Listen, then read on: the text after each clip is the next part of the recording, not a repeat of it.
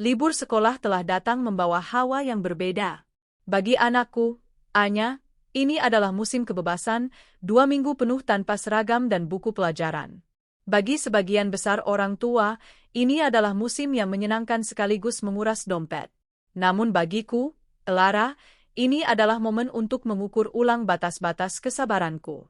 Aku duduk di kursi berjemur di tepi kolam renang dalam rumah, menyesap teh Earl Grey dingin, sementara Anya, gadis cilik berusia 10 tahun dengan energi tak terbatas, berlari mendekat, wajahnya bersinar oleh matahari sore. Mama, liburan. Mama janji kita bisa pergi jauh tahun ini, kan? Tanyanya, melompat kegirangan. Senyumku mengembang secara otomatis, senyum yang dilatih selama bertahun-tahun untuk menutupi kelelahan mengurus bisnis dan, belakangan ini, kebobrokan rumah tangga. Tentu saja, sayang. Mama selalu menepati janji. Mau kemana tahun ini? Pantai, gunung, atau luar negeri? Mata Anya melebar, menatapku dengan tatapan memohon yang tidak bisa ditolak oleh ibu manapun. Spanyol? Aku ingin melihat pertunjukan tari flamenco, Mama. Kata Bu Guru, Madrid itu indah sekali. Spanyol. Sebuah rencana yang ambisius, eksotis, dan mahal. Tapi bagi Lara, pendiri dan CEO dari salah satu perusahaan properti dan investasi yang paling cepat berkembang di Asia Tenggara, biaya bukanlah masalah. Yang menjadi masalah adalah pria yang seharusnya menjadi pasanganku, ayah dari Anya, Dion. Dion bukan sekadar suamiku. Dia adalah direktur operasional di perusahaanku, sebuah posisi yang kuberikan karena cinta dan kepercayaan, meskipun secara kemampuan, ia jauh di bawah standar yang seharusnya. Dia hanyalah menumpang bekerja, menumpang hidup dalam kemewahan yang kubangun dari nol. Namun, dia memanfaatkan kemewahan itu dengan cara yang paling keji. Kecurigaan itu tidak datang dalam bentuk teriakan atau argumen. Ia datang dalam bentuk angka-angka dingin di laporan keuangan yang seharusnya rahasia. Aku, sebagai pemilik mutlak, memiliki akses ke semua data, dan selama 6 bulan terakhir, ada kejanggalan yang semakin mengganggu. Awalnya hanya pengeluaran kecil, biaya perjalanan tak terduga, atau dana hiburan yang membengkak. Aku menganggapnya sebagai bagian dari biaya operasional yang wajar, meski Dion tidak pernah menyertakan laporan pertanggungjawaban yang detail. Namun, beberapa bulan yang lalu, jarum merah di neraca perusahaan mulai menusuk ulu hatiku. Ada 2 transaksi besar yang dilakukan melalui rekening perusahaan yang tidak terdaftar sebagai aset bisnis. Yang pertama adalah pembayaran lunas untuk sebuah mobil mewah Eropa, dan yang kedua, yang jauh lebih mencolok, adalah transfer dana untuk pembelian sebuah rumah di kawasan elit pinggiran kota. Di kolom peruntukan, Dion hanya mencantumkan proyek khusus investasi jangka panjang. Tangan kananku, Nila, kepala akuntan yang sangat loyal dan teliti, pernah menghadapku dengan wajah pucat. Bu Lara, maafkan saya, tapi saya tidak dapat menemukan dokumen investasi terkait 2 transaksi ini. Saya sudah berulang kali meminta detail pada Pak Dion, tapi beliau selalu menghindar dan mengatakan itu adalah investasi pribadi ibu yang harus dirahasiakan. Investasi pribadi? Aku tidak pernah mengizinkan hal itu. Semua aset pribadiku dipegang oleh trust yang terpisah. Dion tahu aturan itu. Sejak saat itu, kecurigaan berubah menjadi kepastian yang menyakitkan. Perubahan tingkah laku Dion semakin menegaskan kecurigaanku. Ia yang dulu selalu pulang tepat waktu, kini mulai sering, lembur, hingga dini hari, atau bahkan sama sekali tidak pulang. Aku ada meeting di luar kota, sayang. Proyek besar, katanya suatu malam, sambil mengemasi tasnya dengan terburu-buru, menghindari tatapanku. Proyek apa, Dion? Kenapa aku tidak tahu? Proyek sebesar itu biasanya melibatkan timku, tanyaku lembut, mencoba menjebatnya. Ah, itu proyek rahasia, Lara. Kau akan tahu saat waktunya tiba, jawabnya, mencium keningku sekilas. Ciumannya terasa hambar dan tergesa-gesa. Keesokan harinya, aku hanya perlu mengangkat telepon.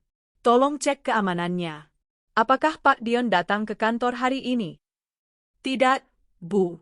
Pak Dion tidak check-in hari ini, lapor petugas keamanan. Hatiku, yang selama ini kukira terbuat dari baja karena kerasnya dunia bisnis, terasa seperti diremas. Rasa sakitnya bukan karena pengkhianatan cinta, Cinta itu sudah lama memudar digantikan oleh rasa lelah dan kecewa, tapi karena pengkhianatan kepercayaan dan, yang lebih buruk, pengkhianatan finansial terhadap perusahaan yang merupakan darah dagingku. Aku menyewa seorang penyidik swasta yang kuberi waktu 48 jam. Laporannya datang lebih cepat. Namanya Clara. Deskripsi yang kuterima sangat akurat, seorang wanita muda, cantik, yang terlihat jauh di atas kemampuan keuangannya. Dia suka mengenakan merek-merek desainer mahal, makan malam di restoran berbintang, dan yang terpenting, dia adalah penerima utama dari mobil mewah dan rumah yang dibeli menggunakan dana perusahaan Anda. pelakor, matre, mata duitan, Foya-foya. 3 kata itu berputar-putar di benakku, membuat amarahku memuncak. Dion, pria yang kuberikan kehidupan, berani menjarah perusahaan yang kususun untuk masa depan anakku, hanya untuk membiayai gaya hidup seorang wanita murahan. Aku bisa saja meledak. Aku bisa memanggil Dion, melemparkan bukti-bukti di wajahnya, dan mengusirnya dari rumah dan perusahaan dalam hitungan menit. Tapi itu terlalu cepat. Itu terlalu mudah baginya. Dia akan menderita sebentar, sementara aku, Elara, akan menanggung rasa sakit dan aib di mata publik. Tidak. Balas dendamku harus lebih elegan, lebih terstruktur, dan yang paling penting, harus menghancurkan mereka sedalam-dalamnya. Aku harus membuatnya merugi tidak hanya secara finansial, tetapi juga secara martabat, membuat mereka berdua merasakan neraka di ujung dunia. Rencana pun disusun. Aku mengumpulkan semua laporan keuangan, memanggil pengacaraku, dan menyiapkan dokumen hukum untuk penyitaan aset dan gugatan cerai. Namun, aku menyimpannya di brankas tersembunyi. Langkah pertama adalah melaksanakan liburan yang diminta Anya. Malam itu, saat Dion pulang, ia tampak lelah dan sedikit gugup. Aku menyambutnya dengan senyum palsu yang manis. Anya sudah merengek minta liburan. Kudengar ia ingin ke Spanyol, kataku santai sambil menyajikan kopi. Dion duduk, keningnya berkerut. Spanyol? Itu jauh sekali, Elara. Dan cukup mahal. Apakah kita punya waktu? Tentu saja kita punya waktu. Dan soal biaya, aku yang bayar. Lagi pula, kita perlu waktu berdua. Aku merasa kau sibuk sekali belakangan ini, ujarku, menekankan kata berdua. Dion menimbang-nimbang. Liburan bersamaku pasti akan mengganggu rencananya dengan Clara. Tapi, jika aku yang membayar, dia bisa menghemat uang, atau lebih tepatnya, uang perusahaan yang bisa dia gunakan untuk Clara. Akhirnya, senyum licik muncul di wajahnya. Baiklah, sayang. Spanyol itu ide yang bagus. Aku akan memesan tiketnya. Aku akan buat kejutan untuk Anya. Tidak perlu, Dion. Aku sudah memesan semuanya, potongku cepat. Aku memesan penerbangan dan hotel terbaik. Kelas 1, tentu saja. Kau hanya perlu mengemas pakaianmu. Dion terlihat sedikit kecewa, mungkin karena dia tidak bisa mengklaim hadiah dari maskapai. Tapi matanya kembali bersinar saat dia menyadari bahwa dia tidak perlu mengeluarkan uang sepeser pun. Sejak rencana liburan dikonfirmasi, aku mengaktifkan mode pengawasan 24 jam. Dan dugaanku benar, Dion sedang merencanakan kejahatan ganda. Pesan-pesan di ponsel Dion, yang diam-diam kulacak melalui software perusahaan yang legal kuinstal untuk keamanan data, menjadi bukti kebusukan hati mereka. Dion, sayangku, bersiaplah. Kita akan menikmati Madrid. Aku sudah mengatur semuanya agar kita bisa bertemu di sana. Clara, pelakor Dion. Kau yang terbaik. Madrid. Aku selalu ingin menginjakan kaki di Spanyol. Aku sangat semangat. Apakah kita akan berada di penerbangan yang sama? Dion, aku sudah memikirkan itu. Aku sudah memesan penerbangan kelas bisnis yang sama dengan Lara, tapi agar dia tidak curiga, aku memesankan penerbangan untukmu sehari sebelum kami. Aku akan memesan kamar di hotel yang sama. Kamar kita akan berjejeran. Aku bisa dengan mudah menyelinap ke kamarmu. Clara, astaga, kau jenius, sayang. Aku tidak sabar. Pakai uangku yang ini saja, ya? Aku mau belikan tas baru di Paris saat transit. Dion, tentu, sayang. Semua untukmu. Anggap saja ini hadiah praliburan. Aku membaca pesan itu dengan tenang. Nafasku tidak tersengal, dan air mataku tidak menetes. Hanya senyum tipis, dingin, dan mematikan yang terukir di bibirku. Kau ingin aku yang membayar, Dion? Baik, ambil semua. Nikmati saat-saat terakhirmu menggunakan uangku. Aku membiarkan Dion menggunakan kartu kredit pribadiku yang terhubung dengan akun perusahaan untuk memesan tiket penerbangan kelas bisnis dan kamar hotel yang sama, tetapi terpisah, di Madrid. Pelakor itu, Clara, akan terbang lebih dulu, transit di suatu tempat, dan menunggu dengan gembira di Spanyol. Semua yang dia beli, semua yang dia bayar, semua yang membuatnya merasa kaya dan berharga, kini akan menjadi bagian dari jebakan yang kubuat sendiri. Hari keberangkatan tiba. Pagi-pagi sekali, Dion mengantar Clara ke bandara internasional, memastikan ia naik penerbangan yang akan membawanya transit di Istanbul dan kemudian Paris, sebelum akhirnya tiba di Madrid, Spanyol. Saat Dion kembali, ia tampak puas dan penuh rahasia. Ia menciumku dengan penuh gairah, mungkin sebagai rasa bersalah yang diubah menjadi nafsu. Aku hanya membalasnya dengan senyum tenang. Beberapa jam kemudian, kami, Clara, Anya, dan Dion, sudah berada di ruang tunggu eksekutif bandara, menunggu panggilan boarding kami. Anya terlihat ceria, menggambar bendera Spanyol di buku gambarnya. Dion sesekali tersenyum sambil memandangi ponselnya, pasti sedang bertukar pesan genit dengan Clara yang sudah berada di udara. Tepat saat panggilan untuk penerbangan kami diumumkan, Dion meraih paspor Anya dan pasporku, siap menuju gerbang yang tertera di papan, Madrid, Spanyol. Kami berjalan ke gerbang. Petugas check-in tersenyum. Selamat pagi, Ibu Lara. Ada perubahan di menit terakhir. Saya sudah mencetak ulang boarding pass Anda, kata petugas itu sambil menyerahkan tiket. Dion, yang sudah di depanku, tidak mendengar percakapan itu. Kami melangkah ke lorong pesawat, disambut oleh pramugari. Kami duduk di kursi kelas 1 kami yang luas. Setelah Anya tertidur di pangkuanku, Dion menoleh padaku dengan mata berbinar. Tidak sabar, sayang. Spanyol. Aku yakin Anya akan sangat suka. Hotel kita tempat yang sangat strategis, kan? Tanyanya, tersenyum penuh arti. Aku menatapnya lurus-lurus, senyumku sedingin es. Mesin pesawat mulai menderu. Pesawat bergerak maju. Dion melihat keluar jendela, menunggu untuk melihat papan nama taxiway yang akan mengarah ke barat daya. Namun, saat monitor di depannya menyala, dan rute penerbangan ditampilkan, Dion terperanjat. Peta di layar menunjukkan garis penerbangan yang mengarah ke timur. Di bagian tujuan, bukan, Madrid, Spain, yang tertulis. Tertulis, Seoul, South Korea. Dion menoleh ke arahku, matanya dipenuhi kebingungan, ketakutan, dan kepanikan yang mulai merayap. Apa-apaan ini? Kenapa Korea? Kita harusnya ke Spanyol. Clara, maksudku, hotel kita di Spanyol, bisiknya dengan nada panik, suaranya tercekat. Aku menyingkirkan rambut dari wajahku, bersandar dengan nyaman di kursi kulit, dan menutup mata. Nikmati saja perjalanannya, Dion, jawabku dengan suara yang paling datar dan tenang. Jarak tidak membedakan kualitas liburan. Saat pesawat lepas landas, membawa kami jauh ke arah timur, dan Dion mulai merasakan kengerian yang sesungguhnya. Ia menyadari bahwa bukan hanya liburan yang berubah arah. Seluruh hidupnya, mulai saat ini, telah berubah arah. Dan aku, yang sudah lama berdiri di belakangnya, kini menekan tombol untuk menarik seluruh karpet yang menjadi pijakan hidupnya.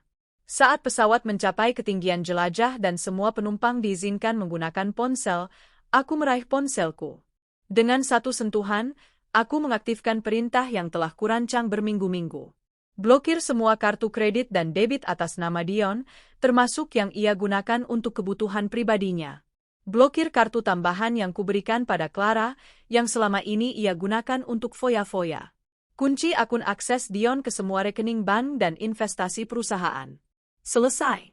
Di ketinggian 35.000 kaki, di atas Samudra Pasifik, Dion masih tidak menyadari bahwa ia baru saja kehilangan segalanya, sementara pelakor di Spanyol sudah menanti dengan senyum kemenangan palsu yang sebentar lagi akan berubah menjadi tangisan ketakutan.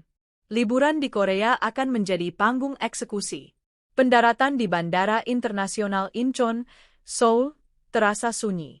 Bukan karena pesawat itu sepi, tetapi karena ketegangan yang membungkus erat kursi kelas 1 kami. Di luar jendela, langit biru cerah menyambut kami, kontras dengan badai yang berkecamuk di hati Dion. Anya, yang baru bangun, segera melompat kegirangan. Kita di Korea, Mama. Ada kimchi. Aku tersenyum lembut pada Anya.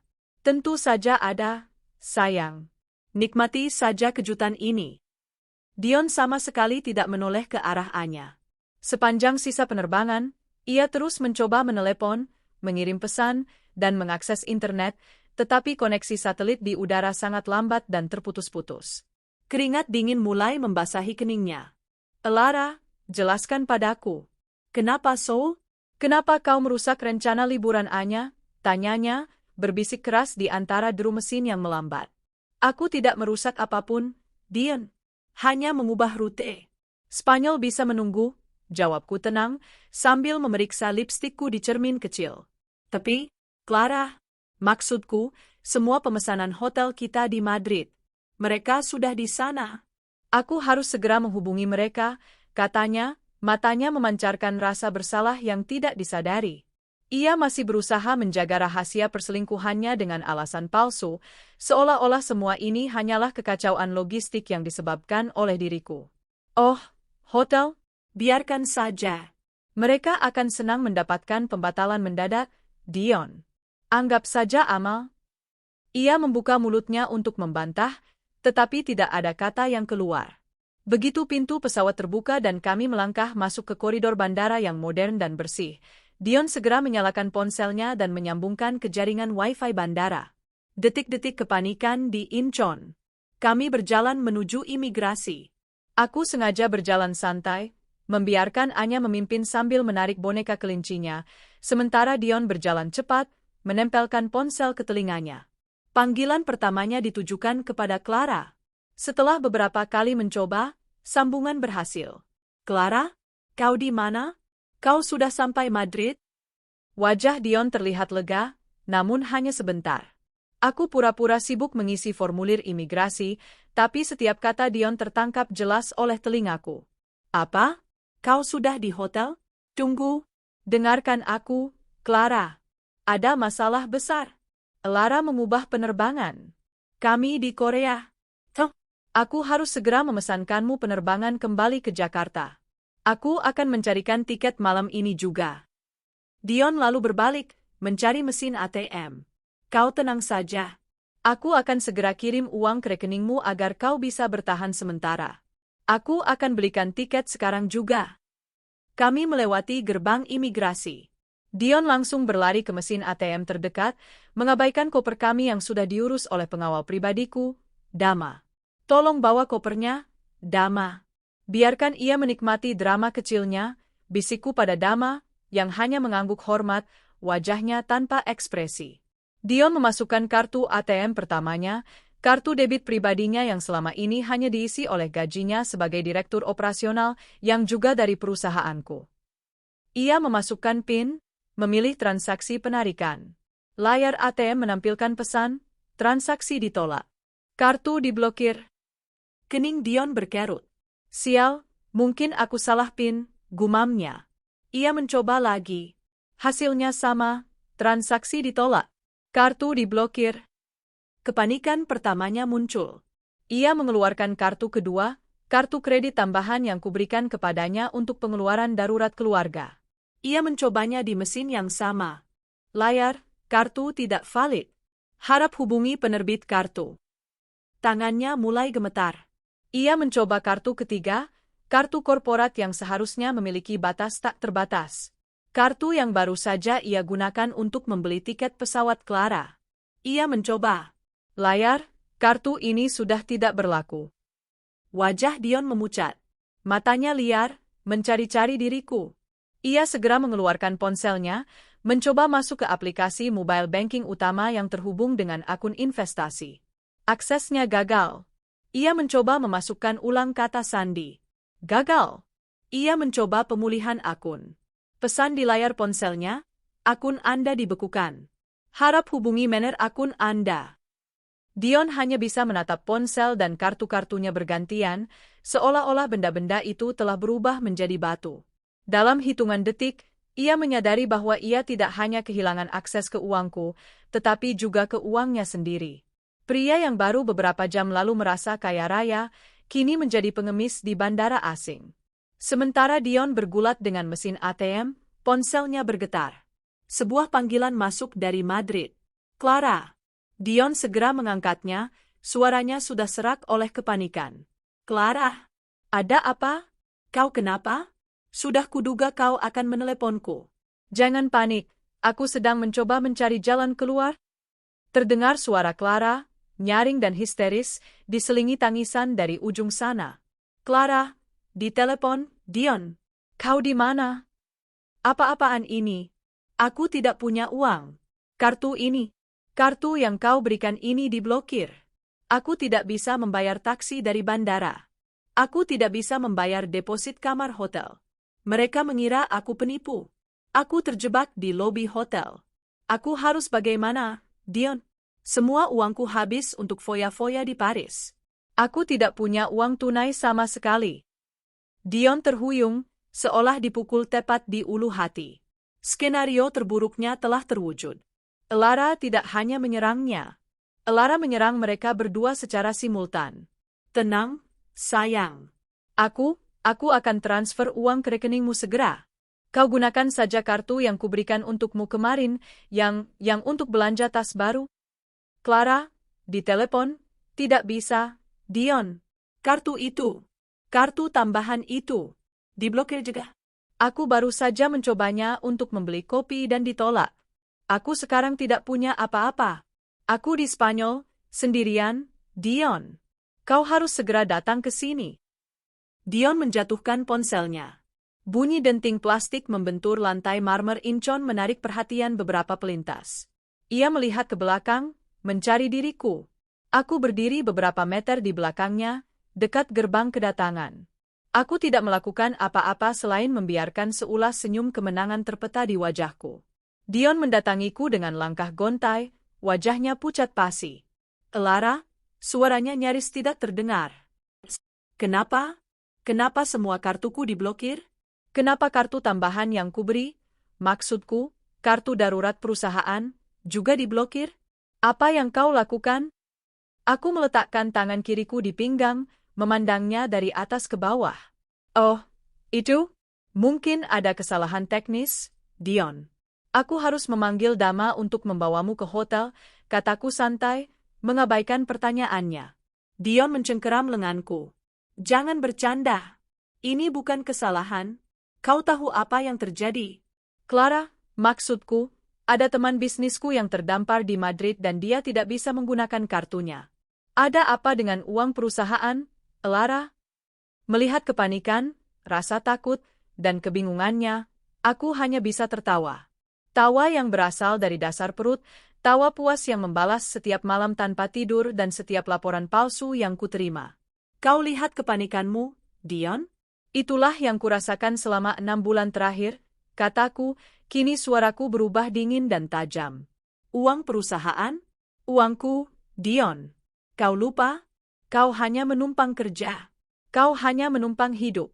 Dan beraninya kau membuatku rugi besar demi wanita matre dan mata duitan itu. Aku mengucapkan kata-kata itu dengan penekanan yang mematikan, menusuknya tepat ke titik kelemahan terbesarnya, ketergantungannya padaku. Memang ada masalah, Dion? Itu kan milikku. Aku berhak melakukan apa saja. Dan sekarang, kau dan peliharaanmu itu akan merasakannya. Kepala Dion tertunduk. Ia tampak seperti seorang direktur operasional perusahaan besar yang tiba-tiba dipecat dan ditinggalkan di negara asing tanpa 1 sen pun.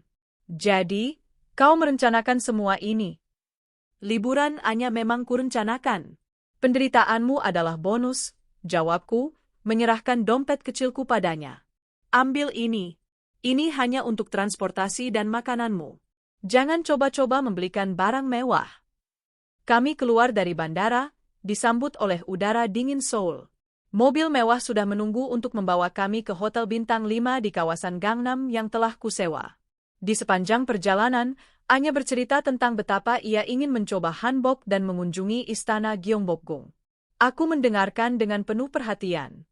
Sementara itu, di kursi penumpang depan, Dion terus berusaha menghubungi Clara, tetapi kini ia hanya mendapat pesan-pesan panik, marah, dan penuh ketakutan dari pelakor yang terdampar, sendirian, dan tak berdaya di Madrid.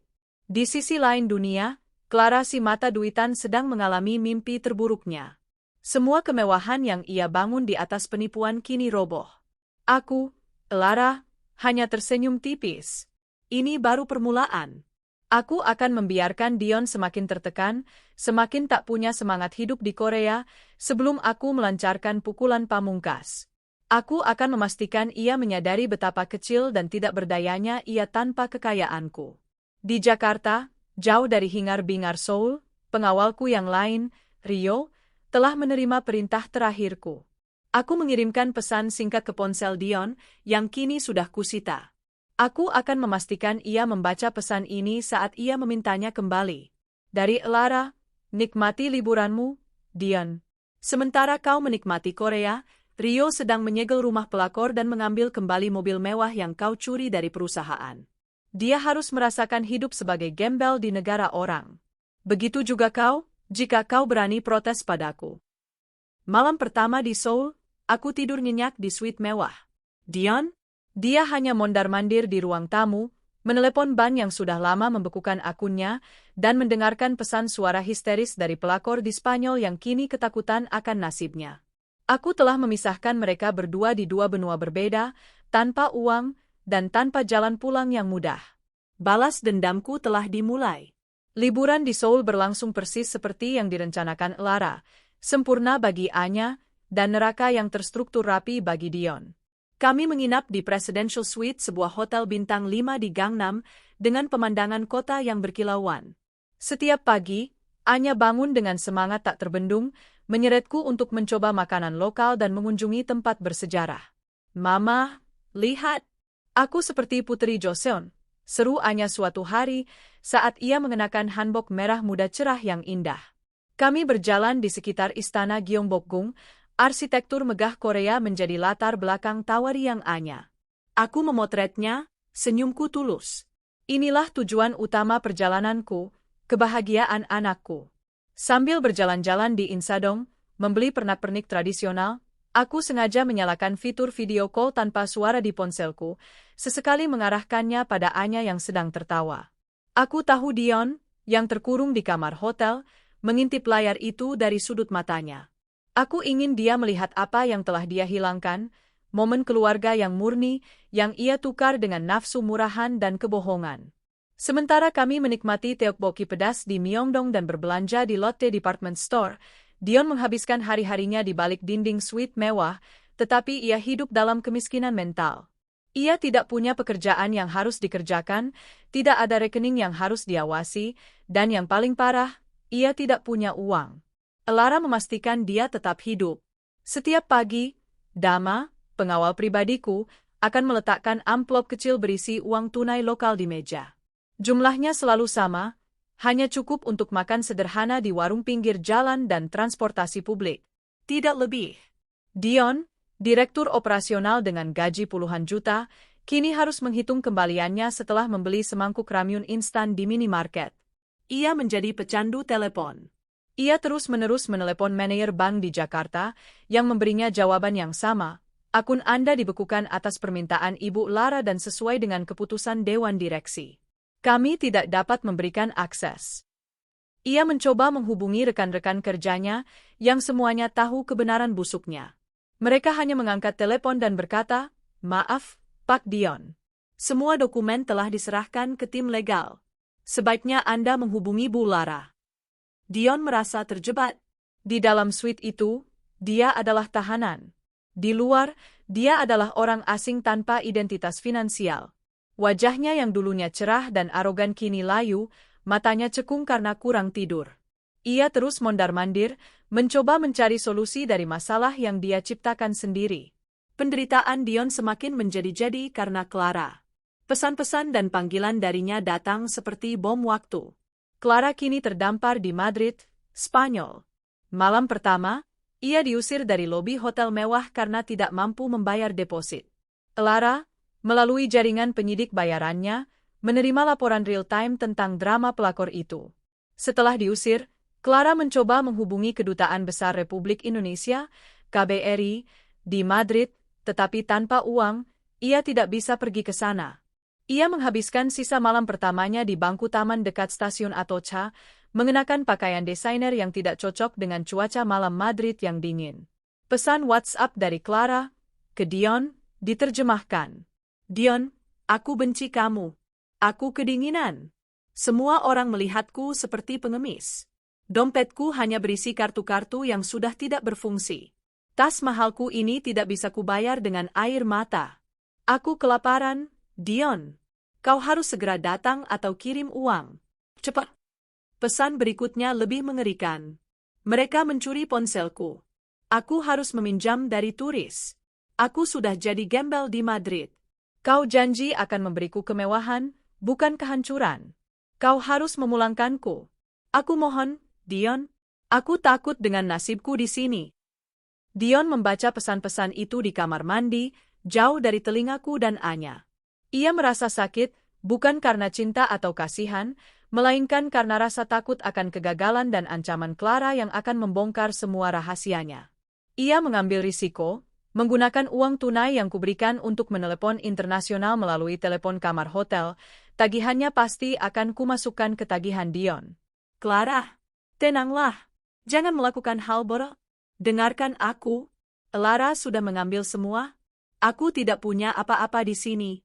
Aku akan menghubungi KBRI Jakarta untuk meminta bantuan, tapi kau harus tetap tenang.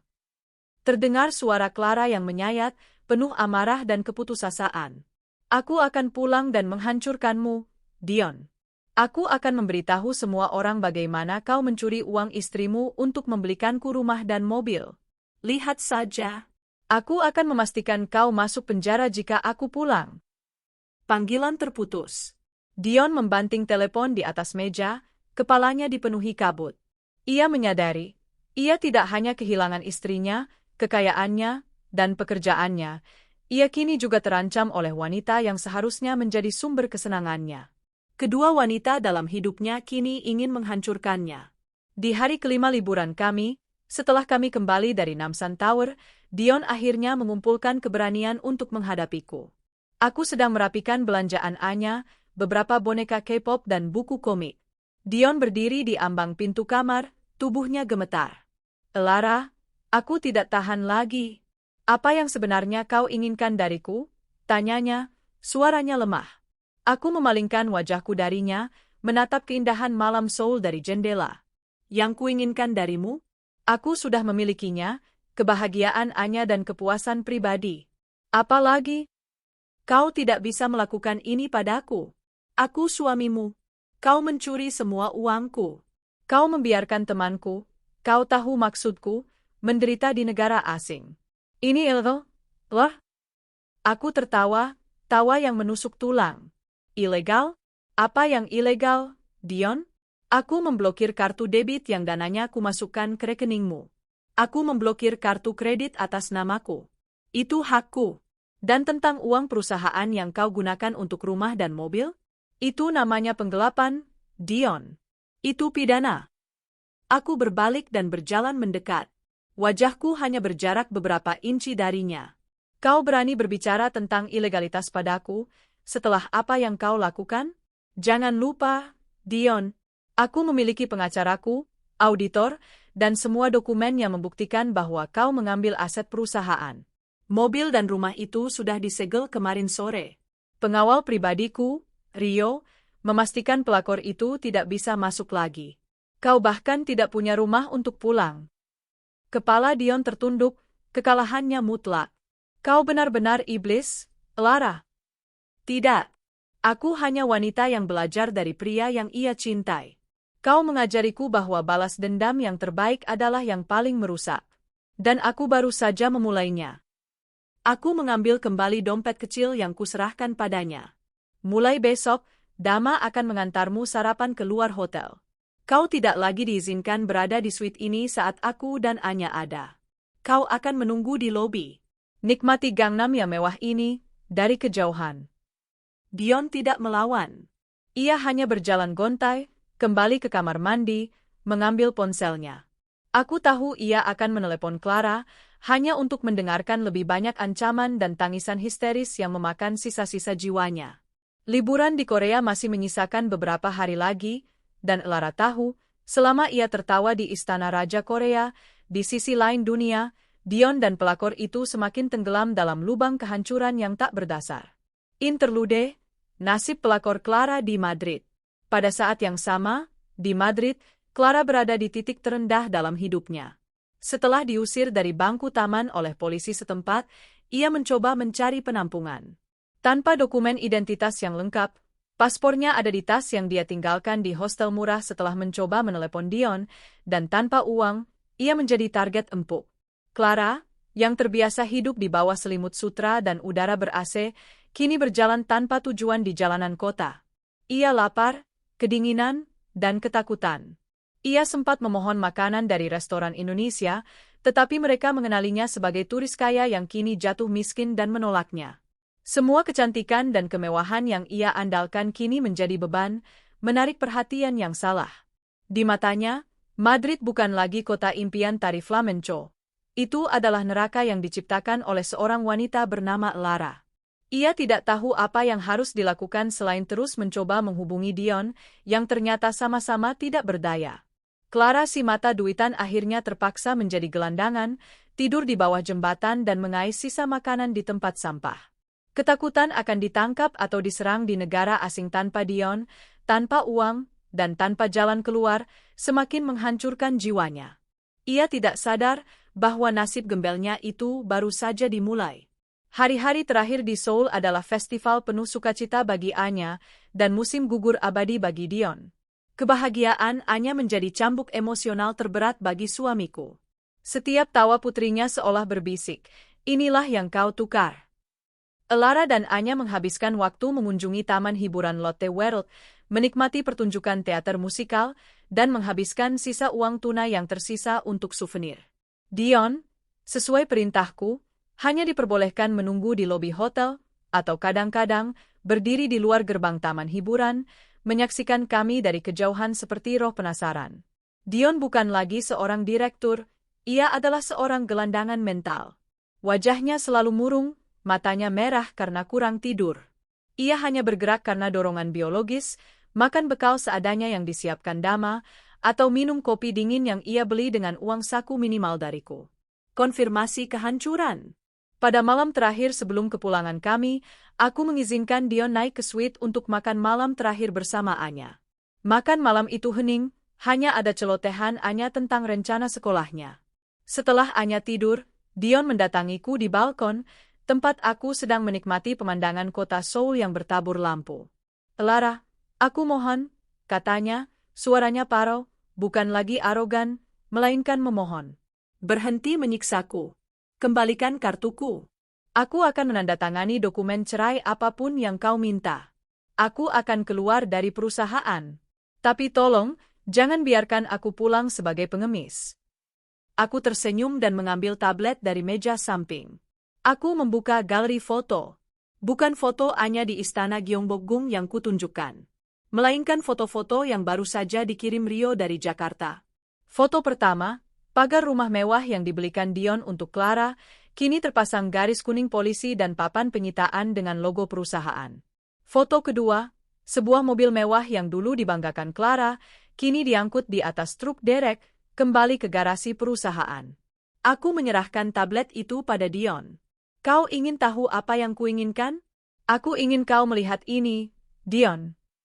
Dion menatap foto-foto itu, tangannya gemetar hebat. Ekspresinya berubah dari putus asa menjadi ngeri yang absolut. Ia tahu, tidak ada jalan kembali. Rumah itu, kau berani menyegelnya? Itu rumah Clara. Kau tidak bisa? Itu ilegal? Masih bicara ilegal? Aku menyilangkan kaki, tatapanku menusuk. Semua itu aset perusahaan yang kau gelapkan. Aku tidak menyegelnya. Aku mengambil kembali apa yang menjadi milikku. Rio juga menemukan beberapa bukti transfer lain dan dokumen yang bisa menyeretmu ke penjara. Tapi aku tidak mau dipusingkan. Aku hanya ingin kau hancur. Sedalam-dalamnya. Dion menjatuhkan tablet itu di sofa. Ia kini berdiri sendiri, tanpa harta, tanpa selingkuhan yang memberinya ilusi kekuasaan, dan tanpa rumah. Dan Clara, bagaimana nasibnya? Tanyanya, nada suaranya kini terdengar seperti kekhawatiran terakhir seorang pria yang akan tenggelam. Clara? Aku menyeringai. Pelakor di Spanyol? Dia sekarang sangat kebingungan dan ketakutan akan nasibnya. Menurut laporan KBRI, dia akhirnya datang ke sana setelah menjadi gelandangan selama beberapa hari. Mereka sedang memprosesnya. Mungkin dia akan dipulangkan sebagai gembel. Itu nasib yang layak baginya.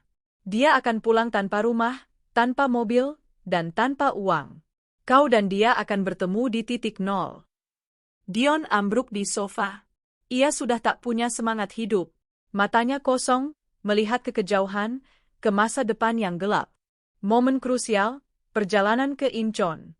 Keesokan paginya, kami bersiap untuk penerbangan kembali ke Jakarta. Anya memelukku. Terima kasih, Mama. Liburan terbaik di dunia. Aku mencium keningnya. Kau pantas mendapatkannya, sayang. Kami menuju Bandara Incheon. Di dalam mobil, Dion duduk di samping Dama, seperti seorang narapidana yang diangkut oleh pengawalnya. Dia masih sibuk dengan ponselnya, yang sudah kukembalikan. Ia terus mencoba menelepon Clara, memberi janji-janji palsu, meskipun ia tahu ia tidak bisa berbuat apa-apa. Saat kami tiba, suasana bandara sangat ramai. Dion, terbungkus dalam jaket mahal yang dulu dibelikan dari uangku, terlihat lusuh dan tegang. Kami check-in di konter kelas 1. Aku menyerahkan 3 paspor, milikku, Anya, dan Dion. Selamat pagi, Bu Lara. Paspor Ibu dan Nona Anya sudah siap. Tiket Tuan Dion sudah saya cetak, kata petugas maskapai, tersenyum ramah. Aku melirik ke arah Dion, yang masih sibuk berbisik panik di telepon. Din, kita mau masuk, panggilku. Tunggu sebentar, Lara. Clara sedang histeris. Dia bilang dia tidak tahan lagi di sana. Aku harus memesankan penerbangan, balasnya, tak acuh. Kau mau membelikannya tiket dengan apa? Daun kering, sindirku pelan, tetapi Dion terlalu fokus pada layar ponselnya. Kami berjalan menuju gerbang keberangkatan. Aku sengaja berjalan lambat, memastikan Dion ada di belakangku, masih menempelkan ponsel ke telinganya. Jebakan di gerbang. Di ruang tunggu keberangkatan, aku dan Anya duduk nyaman, menikmati teh. Dion berdiri di sudut ruangan, jauh dari kami, suaranya meninggi saat ia berbicara dengan Clara. Ia menjelaskan bahwa ia akan pulang dan mencoba menjual barang pribadinya untuk membelikan Clara tiket. Saat panggilan untuk boarding diumumkan, aku bangkit. Ayo, Anya, pesawat kita sebentar lagi terbang. Anya dengan patuh memegang tanganku. Aku berjalan melewati Dion. Dion, kita sudah dipanggil, kataku, suaraku tenang. Dion hanya mengangkat tangan, memberi isyarat agar aku diam. Ya, Clara, aku harus pergi boarding sekarang. Kau tenang saja. Aku akan segera mencari uang untukmu. Aku janji. Tunggu aku. Aku tidak menunggu. Aku tahu Dion akan bergegas mengejar kami. Aku dan Anya melangkah ke lorong, menyerahkan boarding pass kami. Kami masuk ke dalam pesawat. Pramugari menyambut kami. Di kursi kelas 1, aku melihat keluar jendela. Aku mengirim pesan singkat ke Dama, pastikan dia ada di luar, tapi jangan diingatkan sampai 5 menit terakhir. 5 menit kemudian, pintu pesawat tertutup. Mesin mulai menderu. Dion, yang baru menyadari bahwa pesawat sudah bergerak, berlari ke konter gerbang. Tunggu, istri dan anakku di dalam. Aku juga penumpang. Kenapa gerbangnya ditutup? Teriaknya panik pada petugas. Maaf, Tuan. Anda terlambat. Penerbangan sudah ditutup. Kami sudah memanggil Anda berkali-kali, jawab petugas itu datar. Tapi tiketku, istriku memegang tiketku. Aku harus naik. Pesawatku. Aku tersenyum puas. Aku duduk di kursi mewahku, memandangi bandara yang ramai. Aku mencondongkan tubuh ke jendela, tepat ketika pesawat berbelok di landasan pacu. Aku melihatnya. Dion, di ruang tunggu gerbang, menatap kami dengan mata terbelalak, wajahnya pucat pasi, seperti baru melihat hantu. Ia menyadari apa yang telah kulakukan. Aku meninggalkannya. Saat pesawat mulai melaju kencang, aku bisa membayangkan kepanikan mutlak yang merayap di tubuh Dion. Ia tertinggal. Ia tidak punya tiket lain. Ia tidak punya uang. Ia tidak punya aset. Ia hanya punya satu tiket sekali jalan ke kehancuran. Aku tertawa. Tawa yang berasal dari jiwa yang akhirnya terbebas. Aku telah membalasnya dengan cara yang paling elegan dan menghancurkan. Saat pesawat menembus awan biru Seoul, aku mematikan mode penerbangan di ponselku untuk terakhir kalinya. Aku mengirim satu pesan ke nomor Dion. Dari Lara, nikmati Korea, Dion. Kau sudah tak punya uang dan tak punya tiket. Sampai jumpa di pengadilan cerai. Dan katakan pada pelakor di Spanyol, dia tidak akan pernah mendapatkanmu. Karena kau dan dia, sama-sama gembel di negara orang. Berjuanglah untuk pulang. Aku lalu memblokir nomornya. Aku menata kehidupanku. Aku memeluk Anya erat-erat, berjanji pada diriku sendiri bahwa hanya kebahagiaan yang akan kuukir dalam hidup kami selanjutnya. Perusahaan akan kuurus sendiri, dan anakku akan kubesarkan dengan penuh cinta dan kemakmuran, tanpa bayangan pria pengkhianat dan mata duitan itu. Sementara itu, biarkan Dion dan Clara menjadi gelandangan di negara terpisah, sebuah penegasan yang sangat memuaskan bagi harga diri dan martabatku yang sempat diinjak-injak.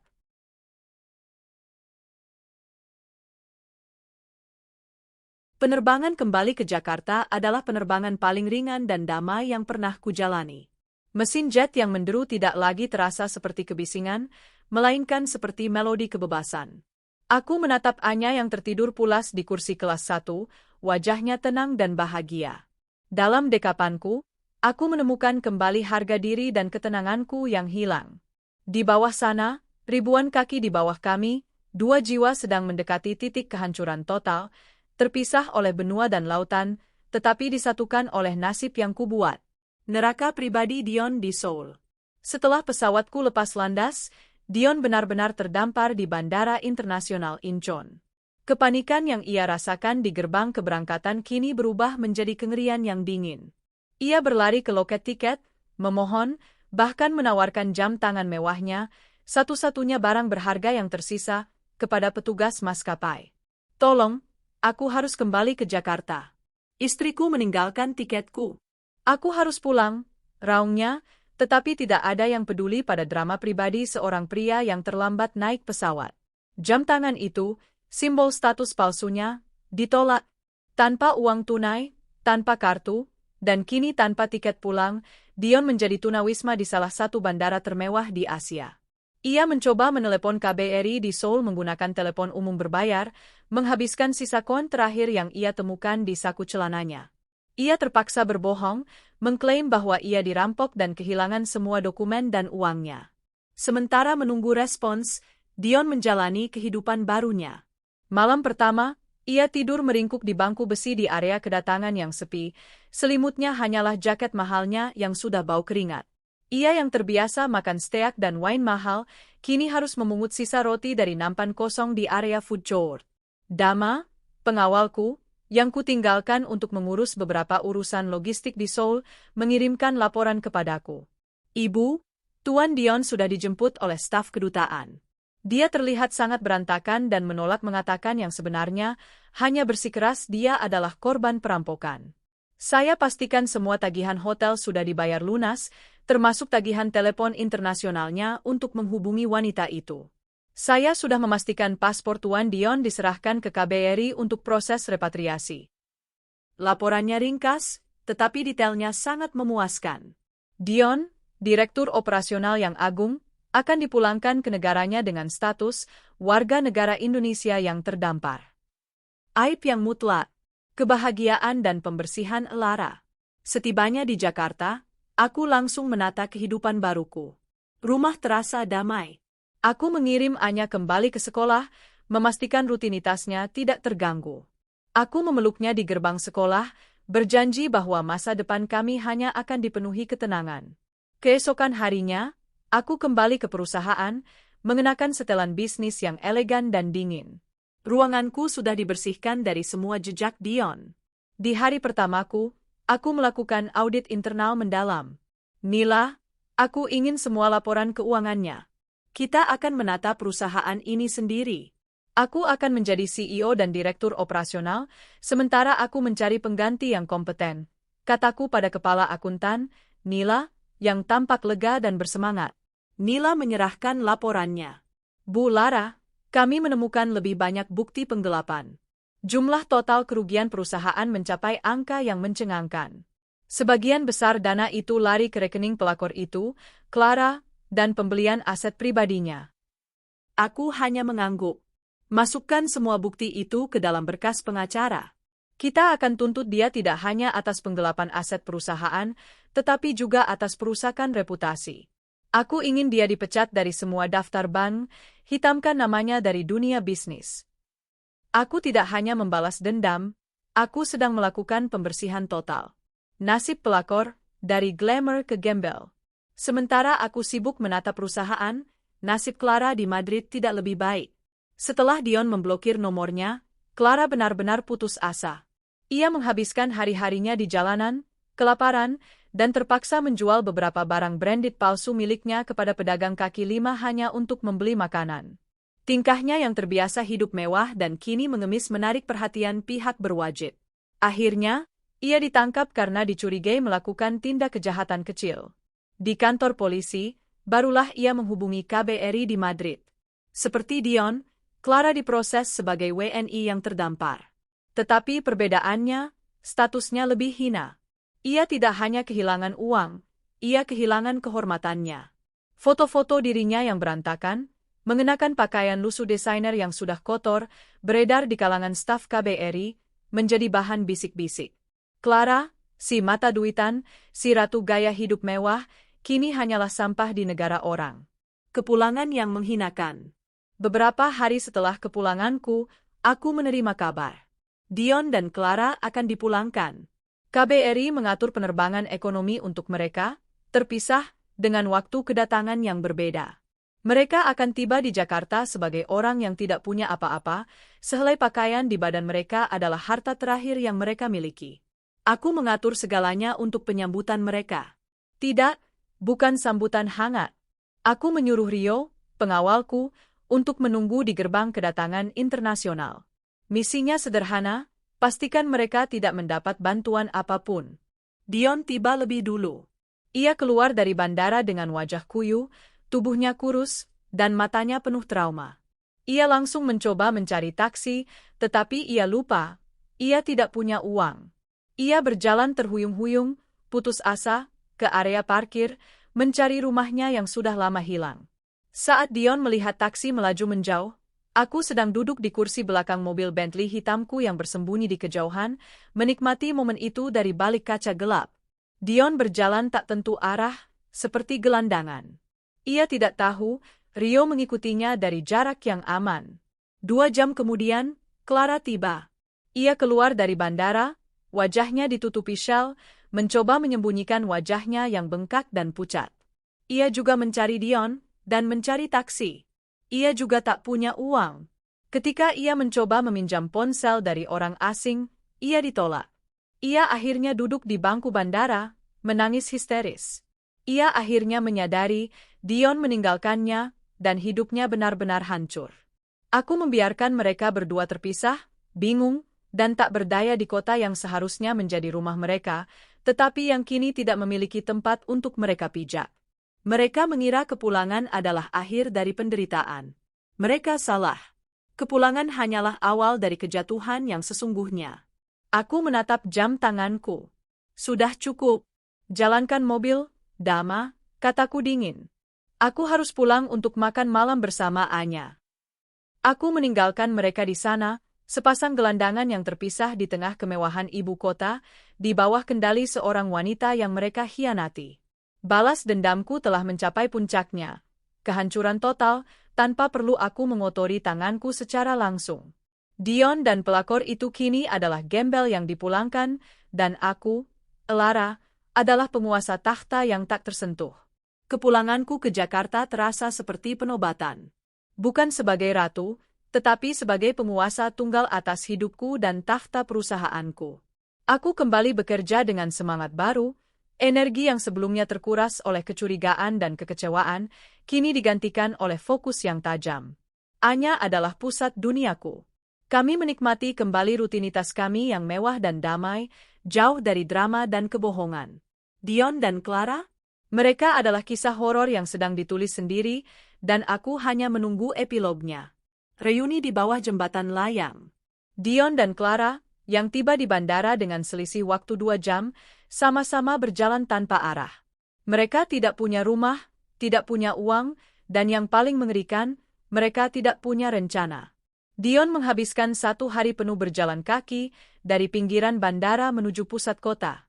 Ia mencoba menghubungi teman-teman lamanya, tetapi semua panggilan ditolak atau dijawab dengan nada dingin. Maaf, Dion. Aku tidak bisa membantumu. Aku tahu yang sebenarnya. Semua orang tahu Dion telah mengkhianati Lara, wanita yang secara finansial dan sosial jauh lebih kuat. Malam kedua, Dion mendapati dirinya tidur di bawah sebuah jembatan layang yang ramai. Ia meringkuk di atas kardus bekas, mengenakan jaket brandik yang kini terlihat ironis dan lusuh. Ia lapar, kotor, dan dihantui oleh pesan terakhirku. Tiba-tiba, ia mendengar suara tangisan histeris yang tidak asing. Dion, Dion. Ia mengangkat kepalanya. Sosok yang berjalan terhuyung-huyung di kegelapan, dengan rambut berantakan dan pakaian desainer yang robek di beberapa bagian, adalah Clara. Clara telah berjalan kaki dari bandara dan menumpang truk demi mencari tempat aman. Ia tampak jauh lebih buruk dari Dion. Keindahan yang selama ini ia gunakan sebagai aset kini luntur, digantikan oleh mata sembab dan kulit kotor. Clara? Dion berdiri, tidak percaya. Reuni itu bukan adegan romantis, itu adalah ledakan amarah. Clara langsung menerjang Dion, memukul dadanya dengan tas tangannya yang kosong. Kau yang menyebabkan semua ini. Kau janji akan membawaku ke Spanyol. Kau janji aku akan hidup mewah. Kau memblokir kartuku. Kau membiarkan aku jadi gembel di negara orang. Aku benci kamu, Dion. Aku? Kau pikir aku bahagia, Clara? Balas Dion, suaranya parau. Lara yang melakukannya. Dia merencanakan semua ini. Dia meninggalkanku di Korea tanpa tiket. Dia mengambil semua uang kita. Uang kita? Itu uangmu yang harusnya kau berikan padaku, teriak Clara. Di mana rumahku? Di mana mobilku?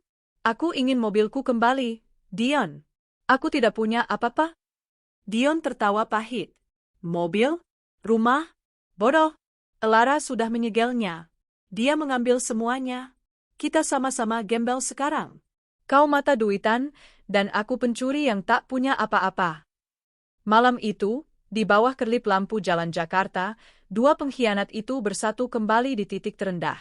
Pertemuan mereka hanyalah pertukaran makian, rasa takut, dan keputusasaan. Mereka tidur di tempat yang sama, tetapi dengan kebencian dan penyesalan yang jauh lebih dalam daripada cinta palsu yang pernah mereka miliki. Kunjungan ke alamat hantu. Keesokan harinya, dengan sisa tenaga, mereka berjalan menuju perumahan elit tempat rumah Clara berada. Mereka masih berharap bahwa Lara hanya menggertak. Ketika mereka tiba di gerbang kompleks, mereka dihalangi oleh petugas keamanan yang mengenali Dion. Maaf, Pak Dion. Anda tidak boleh masuk, kata petugas itu tanpa hormat. Aku tinggal di sini. Ini rumah temanku, bentak Dion. Petugas keamanan itu menunjuk ke arah rumah mewah yang ditutupi pagar tinggi. Di gerbangnya, tergantung papan besar dengan lambang perusahaan milik Lara dan segel polisi. Di bawahnya, terdapat pengumuman, aset ini disita oleh keputusan pengadilan dan dalam kepemilikan sah PT Lara Jaya Abadi. Dion dan Clara hanya bisa menatap. Mobil mewah yang dulu terparkir di garasi sudah lenyap.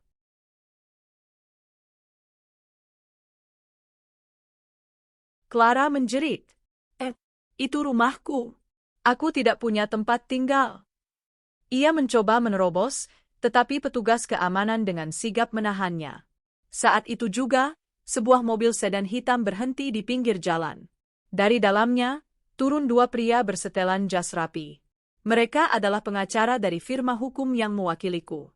Mereka langsung menghampiri Dion. Tuan Dion Pranata? Tanya salah satu pengacara.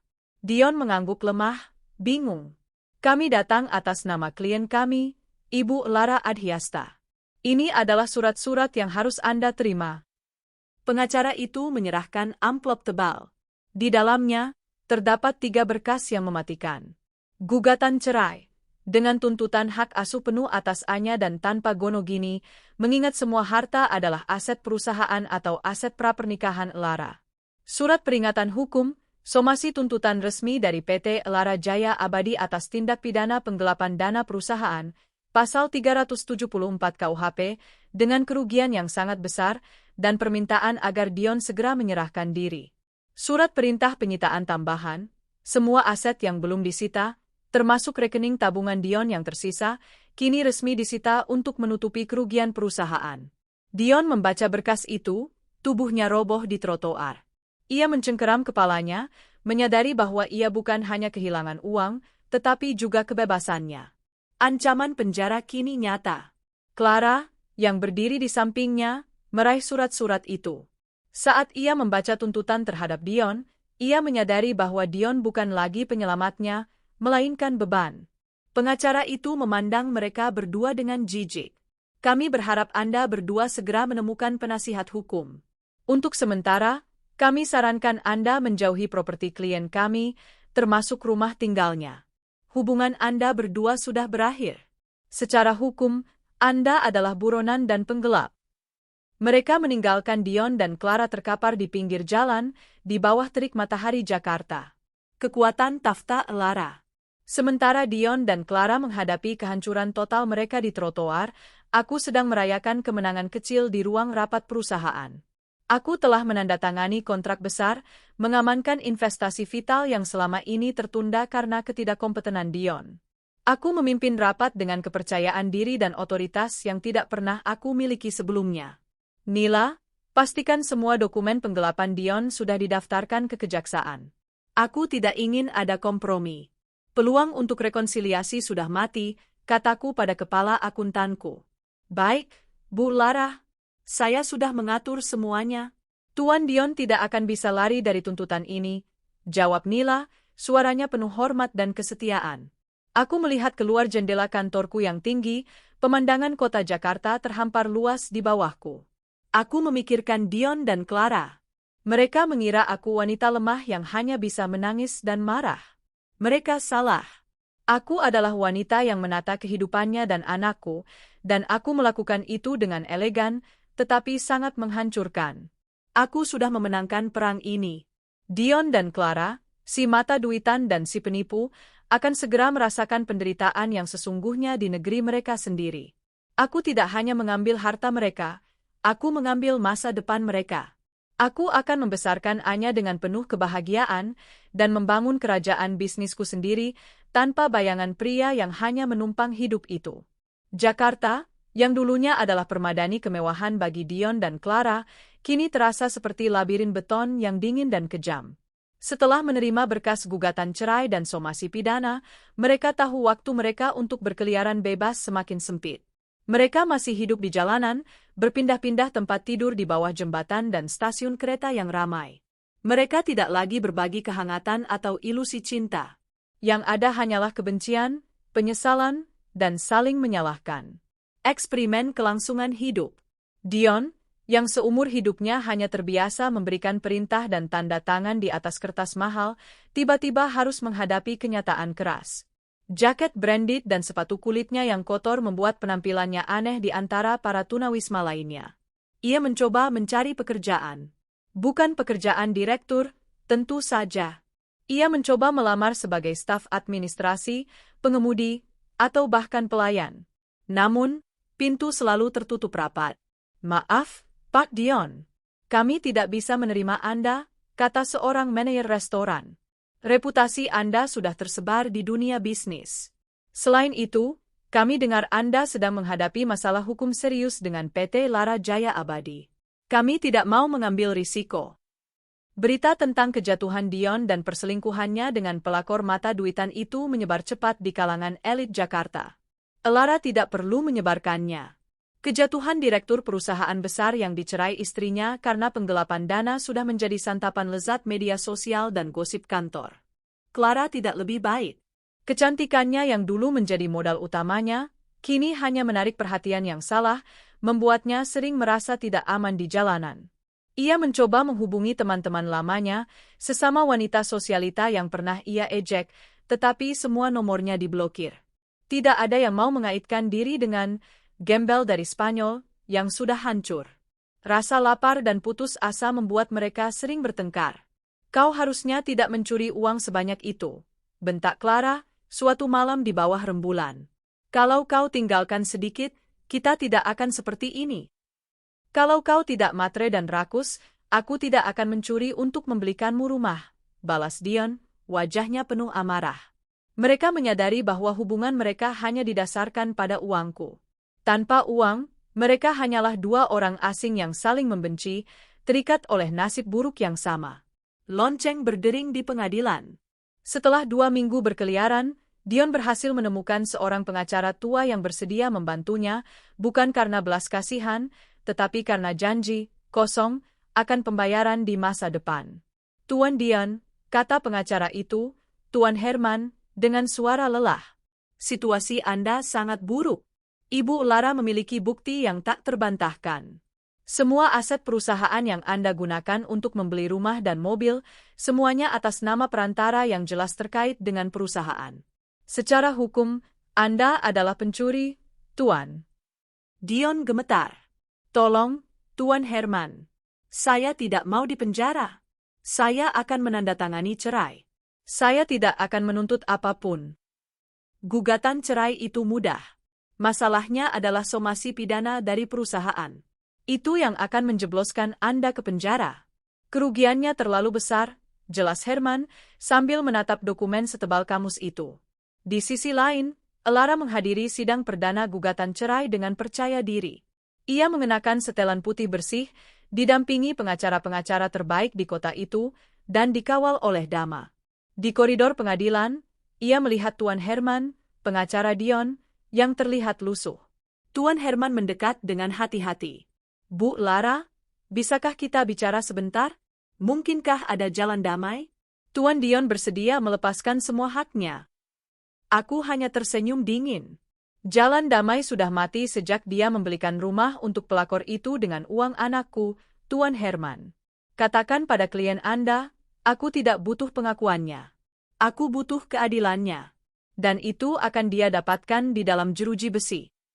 Di pengadilan, Dion tidak hadir. Tuan Herman beralasan Dion sakit keras. Aku tahu, Dion terlalu takut untuk menunjukkan wajahnya. Keputusanku bulat. Aku tidak ingin Dion mendekati Anya lagi. Aku tidak akan membiarkan bayangan kegagalan moralnya merusak masa depan putriku. Kebangkitan ratu bisnis. Sementara kehidupan Dion dan Clara semakin tenggelam dalam kegelapan, cahaya Lara semakin bersinar terang. Aku secara resmi mengambil alih posisi CEO dan direktur operasional. Aku memimpin tim dengan tangan besi dan visi yang jelas. Dalam waktu 1 bulan, aku berhasil menutup semua kerugian yang disebabkan Dion dan bahkan menandatangani kontrak megaproyek baru yang selama ini ditunda karena keraguan-raguan Dion. Media massa mulai menyorotku, bukan sebagai korban, tetapi sebagai Iron Lady di dunia properti. Lara Adhyasta, dari kekecewaan rumah tangga menuju kejayaan bisnis, begitu bunyi salah satu judul majalah bisnis terkemuka. Aku menggunakan citra ini untuk keuntunganku. Aku menunjukkan pada dunia bahwa wanita kuat tidak menangis, tetapi membalas dendam dengan kesuksesan yang menghancurkan.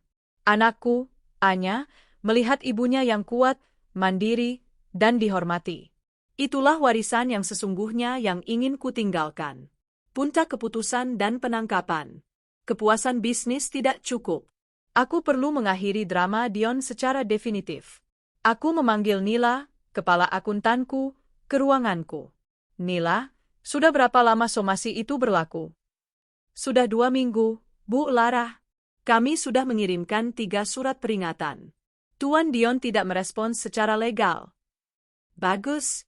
Rio, siapkan surat pengajuan tuntutan pidana resmi ke kepolisian dan kejaksaan agung. Lampirkan semua bukti transfer, pembelian aset Clara, dan kerugian yang diderita perusahaan. Aku ingin prosesnya cepat dan rahasia. Aku tidak mau Dion tahu sampai dia diborgol. Baik, Bu. Saya akan koordinasikan dengan tim, jawab Rio. Aku tahu ini adalah keputusan yang menghancurkan, tetapi perlu. Aku harus menghilangkan Dion dari kehidupan kami sepenuhnya. 3 hari kemudian, sore hari yang ramai di Jakarta, Dion dan Clara berada di sebuah warung kecil, berbagi semangkuk mie instan yang mereka beli dengan uang hasil mengemis dari turis asing. Mereka duduk diam, suasana hati mereka sama-sama gelap dan penuh dendam. Tiba-tiba, sebuah mobil hitam tanpa tanda datang mendekat. 4 pria berpakaian preman, tetapi dengan gestur yang jelas adalah aparat, turun dari mobil. Mereka mendekati Dion. "Saudara Dion Pranata?" tanya salah satu pria, menunjukkan lencana. "Kami dari kejaksaan. Anda ditahan atas dugaan tindak pidana penggelapan dana perusahaan yang dilaporkan oleh PT Lara Jaya Abadi." Wajah Dion langsung pucat pasi. Ia mencoba berdiri, tetapi kakinya lemas. Kalian salah orang. Ini fitnah. Aku tidak mencuri. Kami punya surat perintah, Tuan, kata pria lain, memborgol tangan Dion di hadapan Clara yang terkejut. Clara menjerit histeris. "Dion, jangan tinggalkan aku. Katakan pada mereka kau tidak bersalah." Dion ditarik menuju mobil. Matanya yang ketakutan bertemu tatapan Clara yang panik, dan di mata itu, Dion melihat akhir dari segalanya. Ia tidak punya apa-apa lagi. Istrinya telah mengutusnya ke penjara. "Clara, kau iblis!" teriak Dion sebelum kepalanya didorong masuk ke dalam mobil. Mobil itu melaju kencang, meninggalkan Clara sendirian, berdiri di samping sisa-sisa mie instan, di bawah tatapan penasaran orang-orang. Dion sudah di penjara. Clara, si mata duitan, kini benar-benar sendirian, tanpa uang, tanpa rumah, tanpa suami, dan tanpa harapan. Ia menjerit, bukan karena sedih, tetapi karena ketakutan yang absolut. Nasibnya kini sepenuhnya berada di tangannya sendiri, dan ia tidak punya keahlian apapun selain menghabiskan uang orang lain. Clara tersenyum di kantornya yang mewah. "Game over, Dion. Sekarang, giliranmu, Clara." Penangkapan Dion menciptakan lubang vakum yang total dalam kehidupan Clara. Ia telah kehilangan segalanya, rumah, mobil, uang, dan kini, pria yang ia andalkan untuk membiayai gaya hidup mewahnya. Yang tersisa hanyalah dirinya sendiri, tanpa keahlian, tanpa koneksi, dan terdampar di tengah ibu kota yang kejam. Clara, si mata duitan, kini benar-benar menjadi gembel, paranoid dan putus asa. Setelah mobil kejaksaan membawa Dion pergi, Clara menjerit di pinggir jalan selama hampir 1 jam sebelum akhirnya kelelahan. Ia tidak berani kembali ke tempat-tempat yang pernah ia kunjungi bersama Dion. Ia paranoid, takut ditangkap atau diculik. Ia mencoba bertahan hidup dengan cara yang tidak pernah ia bayangkan. Ia mengemis. Awalnya, ia menggunakan sisa-sisa pakaian mahalnya, mencoba mendapatkan simpati, tetapi penampilannya yang mencolok justru menarik perhatian yang salah. Ia sering dicurigai, diusir, atau lebih parah, dilecehkan. Clara mencoba mencari sisa uang tunai di ATM menggunakan kartu Dion yang ia simpan, berharap pemblokiran itu hanya sementara, tetapi hasilnya selalu nihil. Ia tidur di emperan toko, kedinginan, dan dihantui oleh ketakutan yang absolut. Dalam keputusasaannya, ia mencoba menghubungi beberapa teman sosialita lama. "Halo, Rina? Ini aku, Clara. Aku butuh bantuan. Aku sedang dalam masalah besar." "Clara? Oh, maaf ya, Clara. Aku sedang sibuk sekali. Aku tidak ingin terlibat dalam masalah hukum suamimu. Jauhi aku, dan sambungan pun terputus." Semua koneksi yang ia rajut dengan uang dan kemewahan palsu kini memudar. Mereka semua tahu, Clara adalah racun. Clara menyadari bahwa satu-satunya orang yang bisa membantunya, atau setidaknya mengakhiri penderitaannya, adalah wanita yang ia hianati. "Clara, tanda tangan kemenangan Clara." Sementara Clara berjuang untuk mendapatkan semangkuk makanan, kehidupan Clara bergerak maju dengan kecepatan cahaya. Sidang gugatan cerai berjalan mulus dan sangat cepat. Karena Dion tidak pernah hadir, ia sedang berada di balik jeruji besi, menghadapi tuntutan penggelapan yang sangat serius, dan semua harta yang ada adalah aset Clara dan perusahaan. Hakim dengan mudah memutus cerai secara mutlak. Lara mendapatkan hak asuh penuh atas Anya dan tidak ada satupun aset yang jatuh ke tangan Dion. Pernikahan itu berakhir, bukan dengan tangisan, tetapi dengan penandatanganan dokumen di ruang pengadilan yang tenang, yang dikawal oleh tim hukum yang siap siaga. Setelah sidang cerai, aku mengadakan rapat dewan direksi. Mulai hari ini, kataku, sambil memegang palu di tanganku, PT Lara Jaya Abadi memasuki era baru. Kita telah memutus semua kerugian finansial yang disebabkan mantan direktur operasional. Kita fokus pada proyek baru dan ekspansi ke pasar luar negeri. Aku membersihkan semua jejak Dion dari perusahaan. Nama Dion dihapus dari semua dokumen, namanya dihitamkan di seluruh daftar bank dan asosiasi bisnis. Bagi dunia usaha, Dion Pranata tidak hanya dipenjara, ia tidak pernah ada. Anakku, Anya, menjadi satu-satunya fokus kebahagiaanku. Kami sering pergi ke toko buku dan pusat sains. Aku menceritakan kisah suksesku, mengajarinya tentang kemandirian dan kekuatan seorang wanita. Aku memberikan warisan yang sesungguhnya, kekuatan karakter, bukan ilusi kekayaan. Perangkap terakhir, pencarian gembel. Clara tahu dia harus bertemu Lara. Ia mendengar dari desas-desus pengacara Dion bahwa Lara sering mengunjungi kantornya di hari Jumat pagi, dan ia tinggal di kompleks perumahan yang ketat. Setelah beberapa hari menguntit dan bertanya-tanya, Clara menemukan ritme Lara. Setiap Jumat sore, setelah pulang sekolah, Anya akan diantar ke klub berkuda dekat rumah. Ini adalah momen yang paling memungkinkan untuk mendekati Lara tanpa menarik perhatian pengawal. Clara menghabiskan 1 hari penuh di gang sempit dekat klub berkuda, menunggu. Ia terlihat sangat mengerikan. Rambutnya kusam, wajahnya bengkak, dan pakaian yang dulu ia banggakan kini compang-camping dan kotor. Ia tampak seperti wanita yang baru saja keluar dari neraka. Saat mobil Bentley hitam Lara melaju perlahan mendekati gerbang klub berkuda, Clara melompat keluar dari persembunyiannya. "Lara, tunggu!" "Lara!" teriaknya, suaranya parau dan putus asa. Dama, pengawal di kursi pengemudi, segera menghentikan mobil. Ia dengan sigap keluar, siap menahan Clara. "Jangan sentuh dia, Dama," kataku dingin dari dalam mobil. "Biarkan dia mendekat." Dama ragu-ragu, tetapi mematuhi. Clara merangkak mendekati kaca jendela mobilku, wajahnya menyentuh kaca, matanya dipenuhi air mata dan kengerian. "Lara, Lara, aku mohon. Aku mohon belas kasihan," bisik Clara, air mata mengalir di pipinya yang kotor. Aku menurunkan sedikit kaca mobil, hanya cukup untuk mendengar suaranya. Aroma tubuhnya yang tidak mandi selama berhari-hari dan bau jalanan yang kotor menyeruak masuk. "Apa maumu, Clara?" tanyaku, suaraku sedingin es batu. Aku tidak tahu harus kemana. Dion di penjara. Rumahku disita. Aku tidak punya apa-apa. Clara, aku mohon, berikan aku uang. Berikan aku tiket pulang ke kotaku. Aku akan pergi.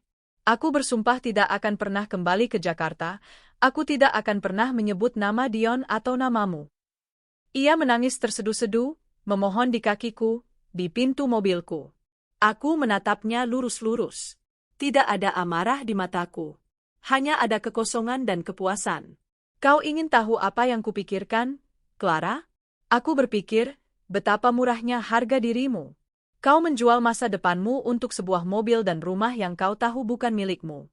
Dan sekarang, kau datang memohon pada wanita yang kau hianati," kataku tenang. "Aku tahu aku salah. Aku tahu dan tapi aku hanya butuh jalan keluar.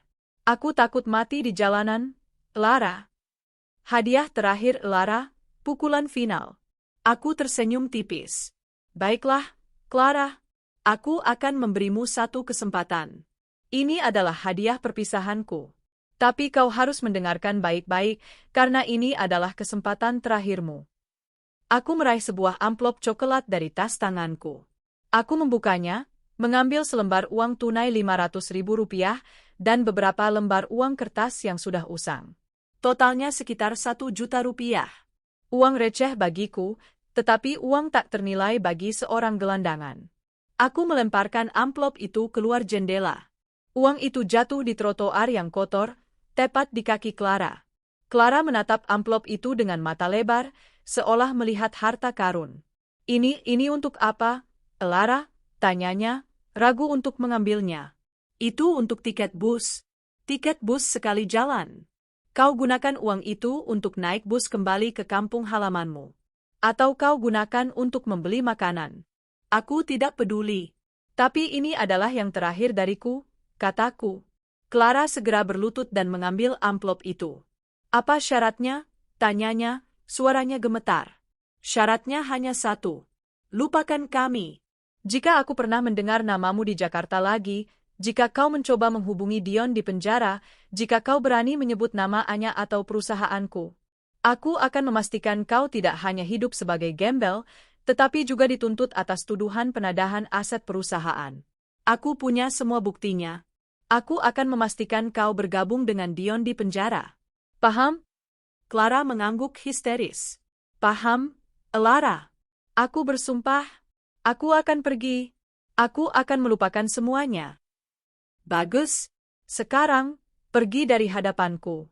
Jangan buang-buang waktu liburan Anya. Clara bangkit, mencengkeram erat amplop itu. Ia menoleh ke belakang sekali lagi, dan di mataku, ia melihat kekalahan totalnya. Ia berbalik dan berlari, menghilang di kerumunan. Ia tahu, Elara tidak main-main. Aku menarik napas dalam-dalam, meminta Dama menutup kaca jendela. Bau busuk itu lenyap. Aku tersenyum puas. Aku tidak perlu mengotori tanganku.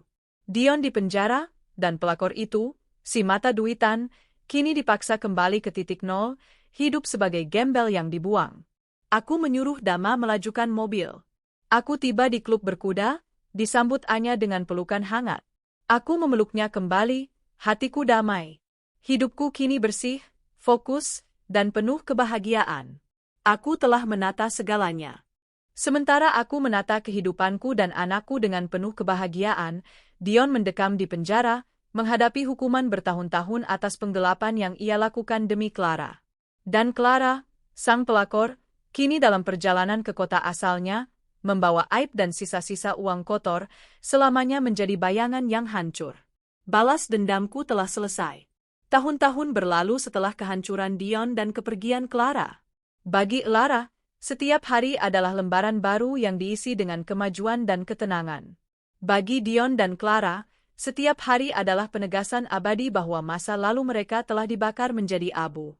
Kekaisaran Elara, Ratu Properti.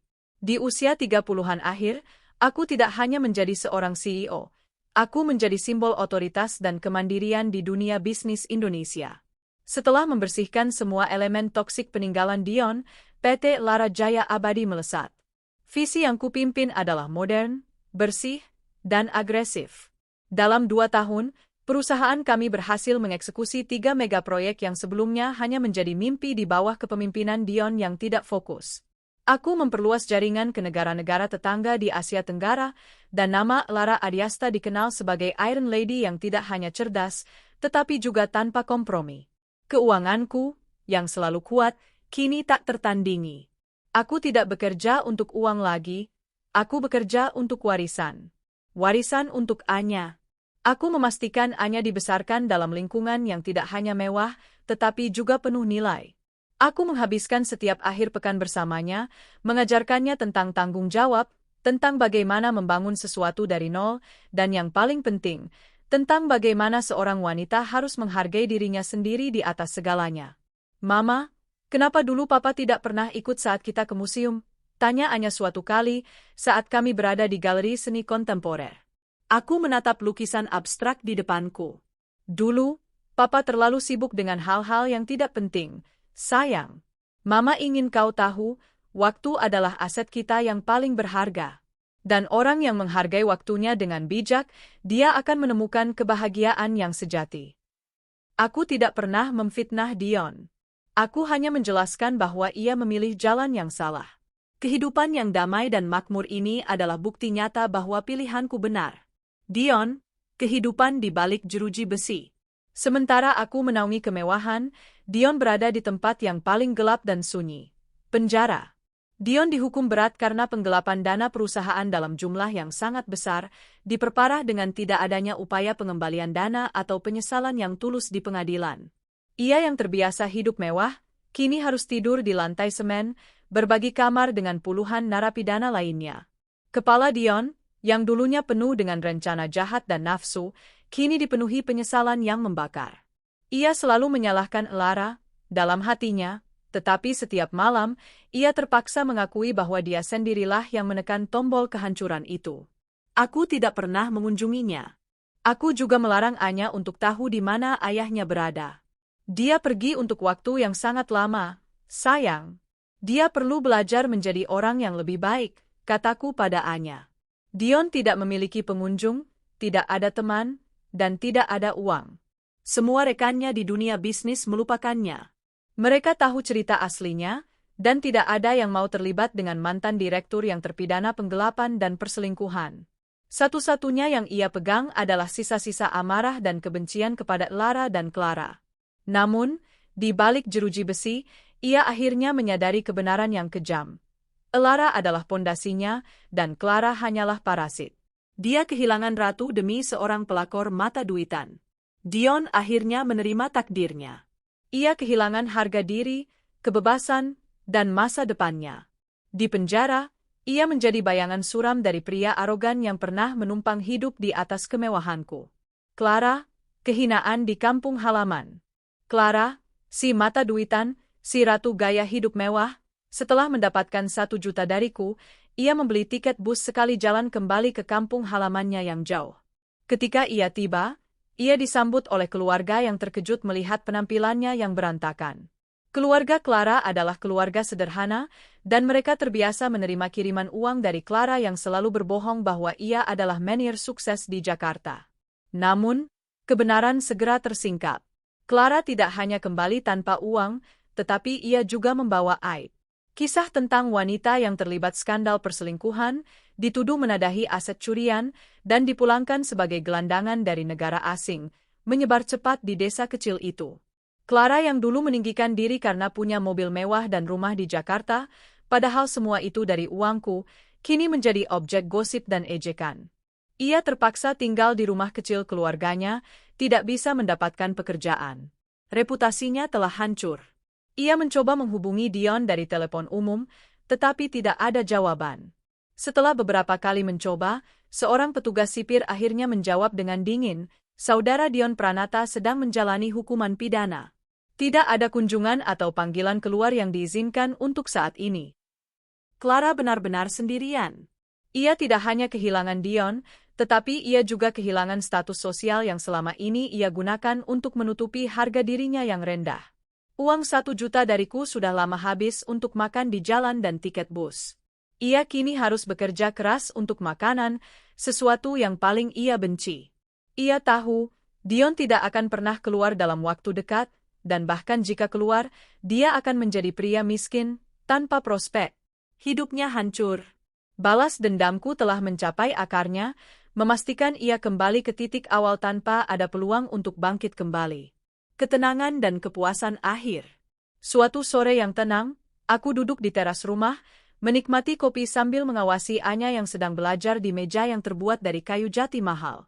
Cahaya matahari musim semi menyentuh wajahku, memberikan kehangatan yang sesungguhnya. Aku melihat ke sekeliling rumahku yang damai. Semua kegaduhan, semua kebohongan, semua pengkhianatan telah lenyap. Aku telah memenangkan kembali diriku. Aku memenangkan Anya. Aku memenangkan perusahaanku. Balas dendamku sempurna karena ia tidak memerlukan amarah yang berlebihan. Ia hanya memerlukan kecerdasan, ketenangan, dan kekuasaan finansial yang mutlak.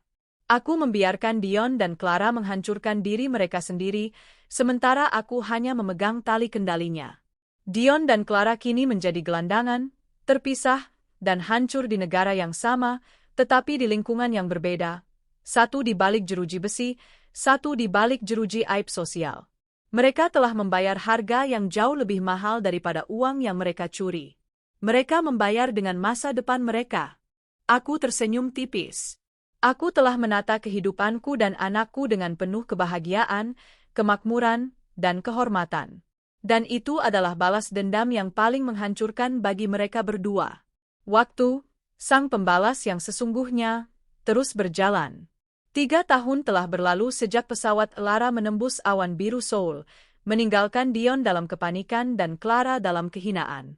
3 tahun itu telah mengukir nasib akhir bagi setiap tokoh, menutup lingkaran balas dendam yang dingin dan terstruktur. Kekuatan yang tak terbantahkan.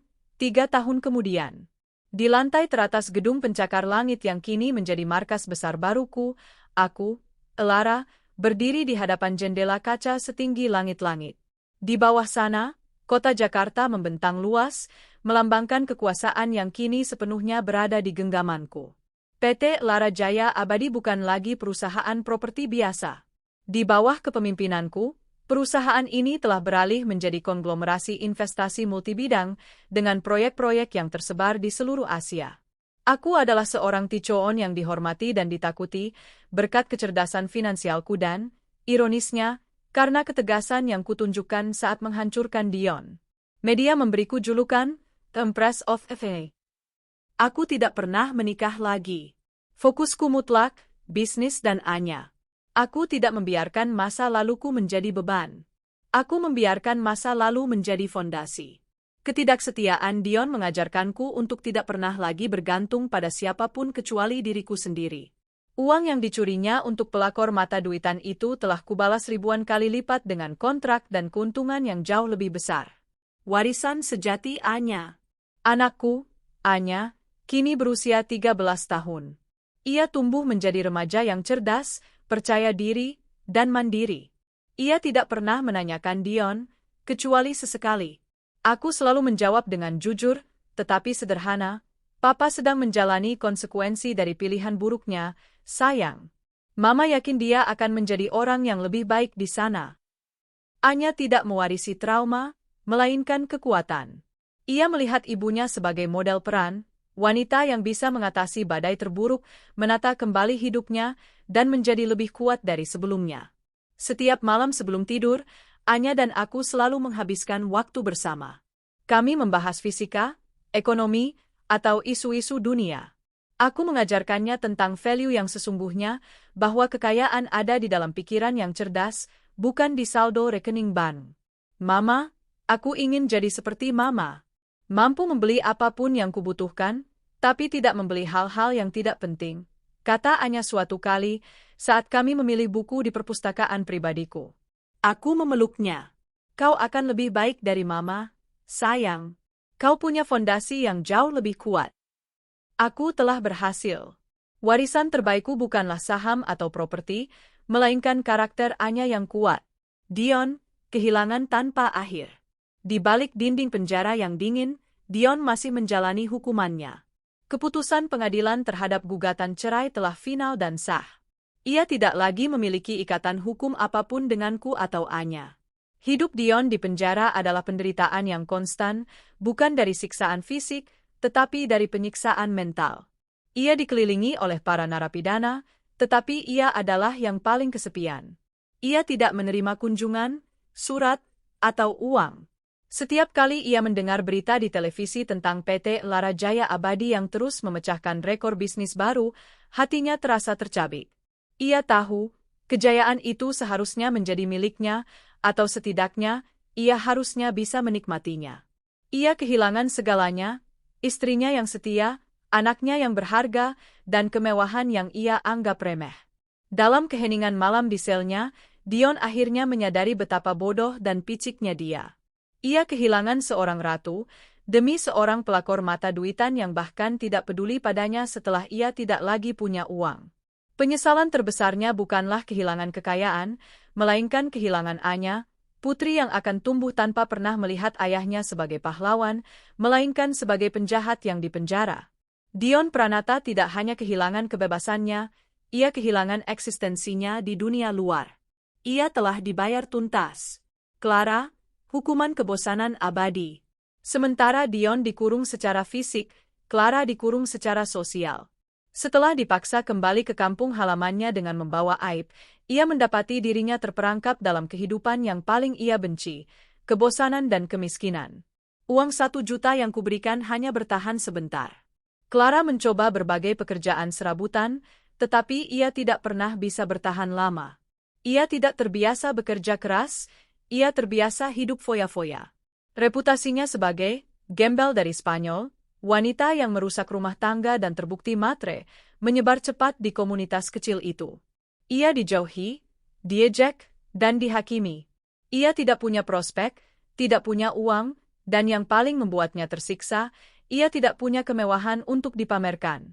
Kecantikannya yang dulu menjadi aset kini pudar karena stres dan kehidupan keras.